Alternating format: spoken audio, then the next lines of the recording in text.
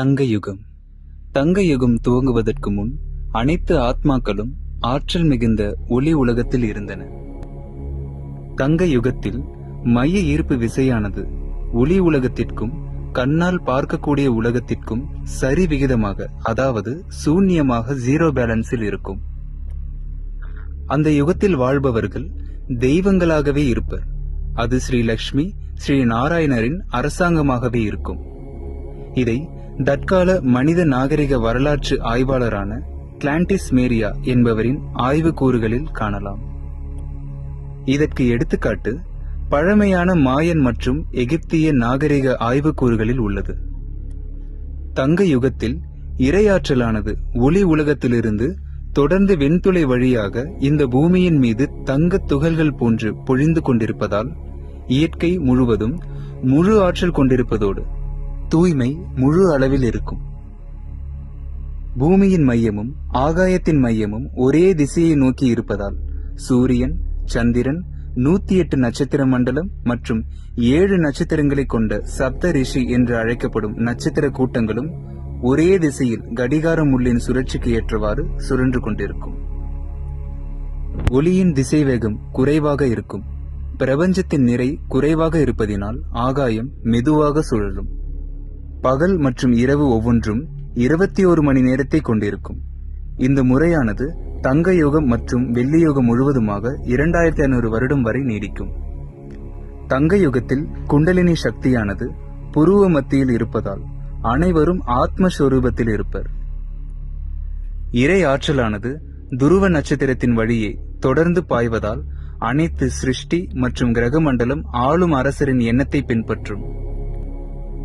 தங்க யுகத்தில் பூமியின் துருவ பகுதி முழுவதும் மெர்க்குரி அதிக அளவில் இருப்பதால் பூமியின் கருமைய பகுதியில் இரையாற்றல் தொடர்ந்து பாய்ந்து கொண்டிருப்பதால் பூமி உறுதியான காந்தப்புலத்தை உருவாக்குகிறது. இதனால் உண்டாகும் அனைத்து ஆற்றலும் ஒற்றை துளை காந்தப்புலத்தின் வழியாக பாய்ந்து பூமியின் கருமையத்தை நோக்கி இருக்கும். இதனால் நிலம் மற்றும் நீரில் ஏற்படும் சுழற்சி ஒரு தாமரை போன்ற தோற்றத்தை கொண்டிருப்பதோடு கடல் நீர் ஒளி ஊடுருவக்கூடிய வகையில் உப்புத்தன்மை இன்றியும் மேலும் கடலடி நிலப்பரப்பை கண்களால் காணக்கூடிய அளவில் தெளிவாக இருக்கும். தேவதைகளின் தூய்மைக்கேற்றவாறு இயற்கை அவர்களை முழுமையாக பின்பற்றும். விமானங்கள் ஈத்தர் எனர்ஜி, அதாவது இரையாற்றல் மூலம் தேவதைகளின் எண்ணத்திற்கு ஏற்றவாறு இயங்கும்.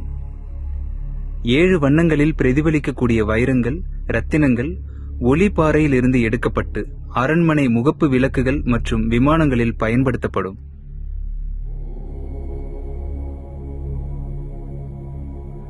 அந்த வண்ணங்கள் தேவதைகளின் எண்ணத்திற்கு ஏற்ப இயங்கும் வகையில் அமைக்கப்பட்டிருக்கும். சூரிய கதிர்கள் இயற்கை பரிணாமம் பெற்றிருப்பதோடு பகலில் சூரிய ஒளிக்கதிர்கள் 180 டிகிரி அளவில் பட்டு இரவில் அது சந்திரனின் மீது முழுமையாக எதிரொலிப்பதால் எப்பொழுதும் முழு நிலவாகவே இருக்கும்.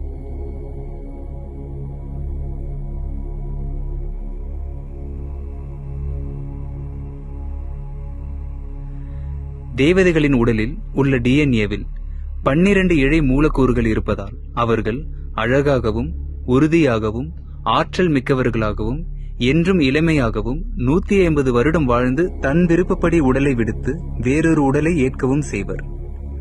அவர்களை சுற்றி எப்போதும் தெய்வீக ஒளி இருக்கும். மேலும் அங்கு குழந்தை பிறப்பானது தூய்மையின் சக்தியின் மூலம் நிகழும், உடல் உறவால் அல்ல. அதன் நினைவாகவே கோவில்களில் தேவதைகளின் முன் விளக்குகள் ஏற்றப்படுகின்றன. எடுத்துக்காட்டாக பெண் மயிலானது ஆண் மயிலின் கண்களில் சுரக்கும் ஒருவித திரவத்தினால் கருவுறுகிறது. எனவே பாரதத்தின் தேசிய பறவையாக மயில் அங்கீகரிக்கப்பட்டுள்ளது. கிருஷ்ணரின் மகுடமாகவும் மயிலிறகு உள்ளது. தங்க யுகத்தில் விலங்குகள் அழகாகவும் தூய்மையாகவும் இருக்கும். இவ்வாறு தேவதைகள் தங்க யுகம் மற்றும் வெள்ளி யுகம் சேர்த்து 2500 வருடம் வாழ்வார்கள்.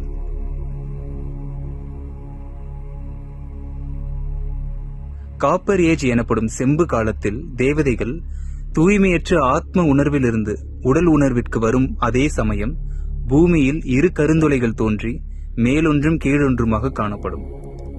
இதனால் ஏற்படும் மின்காந்த வேறுபாட்டால் பூமியின் கருமைய பகுதியில் 2 காந்த புலம் ஏற்படும்.